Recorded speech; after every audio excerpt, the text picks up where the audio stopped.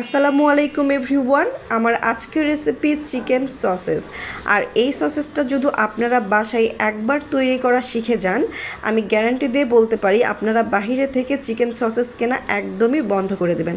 কারণ বাহিরের কেনা সসেস থেকে এর টেস্ট এবং টেক্সচার একদমই কোনো অংশে কম না, অনেক বেশি পারফেক্ট। চলুন কিভাবে তৈরি করে নিয়েছি দেখে নেওয়া যাক।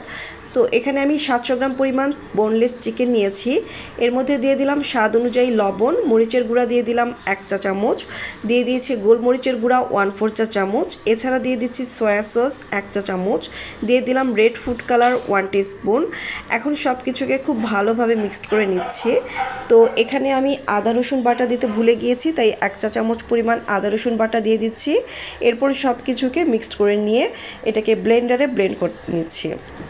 তো আপনারা চাইলে কিন্তু কালারটা অ্যাভয়েড করতে পারেন। তো আমি এখানে কালারটা দিয়ে দিয়েছি জাস্ট লুকটা সুন্দর আসার জন্য। তো অল্প একটু পরিমাণ চিকেন রেখে দিয়েছিলাম, সেটা ব্লেন্ডারের মধ্যে দিয়ে এর মধ্যে দিয়ে দিয়েছি 4 টেবিল চামচ পরিমাণ ময়দা আর একটা ডিম। এখন সব কিছুকে আবারও খুব ভালোভাবে ব্লেন্ড করে নিব। ময়দা আর ডিমটা অবশ্যই দেওয়ার চেষ্টা করবেন, এতে করে সসেজের টেক্সচারটা খুবই ভালো আসে। তো দেখতে পাচ্ছেন খুবই সুন্দরভাবে স্মুথলি আমি এটাকে ব্লেন্ড করে নিয়েছি। এখন সব কিছুকে একই সঙ্গে খুব ভালোভাবে মিক্সড করে নিতে হবে। আর এটা এখন অনেক বেশি স্টিকি, হাতের সঙ্গে লেগে যাবে, এটা খুবই স্বাভাবিক। তো সব কিছুকে মিক্সড করে নেওয়া হয়ে গেলে একটা সাইডে এখন রেখে দিচ্ছি।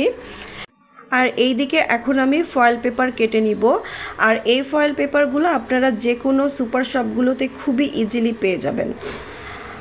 এছাড়াও আপনারা কিন্তু বিভিন্ন অনলাইন পেজগুলোতে এগুলো অ্যাভেলেবল পাওয়া যায়, আপনারা চাইলে সেখান থেকেও পারচেস করে নিতে পারেন। তো এখানে আমি সাইজ মতো এরকম স্কোয়ার শেপ দিয়ে কতগুলো ফয়েল পেপার কেটে নিয়েছি। এখন হাতের মধ্যে সামান্য পরিমাণে একটু সয়াবিন তেল মেখে নিয়েছি। এখন হাতের মধ্যে অল্প একটু পরিমাণ চিকেনের ডো নিয়ে এভাবে হাতের সাহায্যে সুন্দরভাবে লম্বাটে করে শেপ দিয়ে নিলাম। এরপর ফয়েল পেপারের মধ্যে নিয়ে এটাকে খুব সুন্দরভাবে এভাবে ফোল্ড করে নিয়েছি। এখন সাইড থেকে এভাবে সুন্দরভাবে সিল করে নিলাম। ব্যাস, এভাবে আমাদের একটা কিন্তু সসেস তৈরি হয়ে গেল। এভাবে আমি সবগুলো সসেস তৈরি করে নিব। তো এখানে আমার কিন্তু 700 গ্রাম পরিমাণ চিকেন দিয়ে অনেকগুলো সসেস হয়েছে। তো এভাবে আমি সবগুলো সসেস খুব সুন্দরভাবে ফয়েল পেপারের মধ্যে মুড়িয়ে নিয়েছি। এখন সসেসগুলোকে সিদ্ধ করে নেওয়ার জন্য একটা হাঁড়ির মধ্যে পর্যাপ্ত পরিমাণ পানি আগে থেকে জাল করতে দিয়েছিলাম। যখন পানিটা সুন্দরভাবে ফুটতে শুরু করেছে, সবগুলো সসেস দিয়ে দিচ্ছি। এরপর ঢাকনা দিয়ে ঢেকে এটাকে প্রায় 10 থেকে 15 মিনিটের জন্য আমি সিদ্ধ করে নিব। তো ফিরে আসছি 10 মিনিট পর।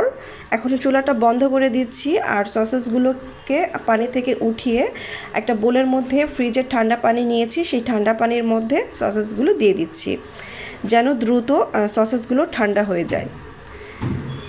তো ঠান্ডা পানি থেকে উঠিয়ে এখন আমি ফয়েল পেপারটা খুলে আপনাদেরকে দেখাইতেছি। দেখতে পাচ্ছেন খুব সুন্দর হয়েছে কিন্তু আমাদের সসেসগুলো। তো আমি কিন্তু মূলত দিয়েছি পিঙ্ক কালার আসার জন্য, কারণ বাহিরের সসেসগুলো এরকম একটু পিঙ্ক কালার আসে, এই জন্যই আমি ফুড কালারটা ব্যবহার করেছিলাম। আপনারা চাইলে কিন্তু ফুড কালারটা ছাড়া এটাকে বানাতে পারেন। তো দেখতে পাচ্ছেন আমি সাইডের অংশগুলো একটু কেটে দেখাচ্ছি আপনাদেরকে কতটা সুন্দর হয়েছে দেখতে, একদম কেনা সসেসগুলোর মতোই কিন্তু হয়েছে। আমি কিন্তু গ্যারান্টি দিয়ে বলতে পারি এই সসেসগুলো কিন্তু বাহিরের কেনা সসেস থেকে অনেক গুণে খেতে মজা। আপনার বাসায় যদি তৈরি করেন তাহলেই বুঝতে পারবেন। তো আমি আপনাদেরকে কেটেও দেখালাম, দেখতে পাচ্ছেন। তো এগুলোকে আপনারা চাইলে ফ্রিজে সংরক্ষণ করতে পারবেন। তো আমি এখানে একটা কন্টেইনার নিয়ে নিয়েছি, এর মধ্যে সসেসগুলো দিয়ে দিচ্ছি। এরপর এগুলোকে ডিপ ফ্রিজে আমি প্রায় 2 থেকে 3 মাসের মতো সংরক্ষণ করে রাখতে পারবো।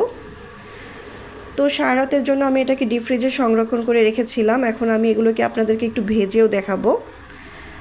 এ পর্যায়ে সসেসগুলো এরকম একটু শক্ত বরফ হয়ে আছে।